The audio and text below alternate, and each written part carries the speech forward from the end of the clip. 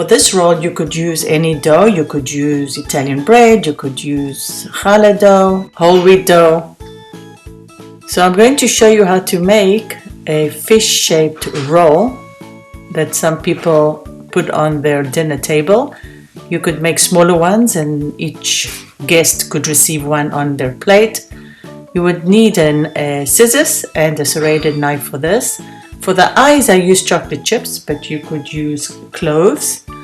And here I am cutting up the roll on top to make the scales, and I'm going to show you how to make the tail.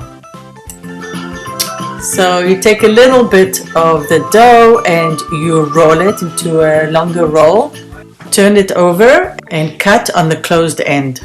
You will fold it into half and you cut with a serrated knife to form the tail. I will show you again how to do it. To follow all my bread recipes, please visit YouTube channel We Cook Together. Thank you for joining me.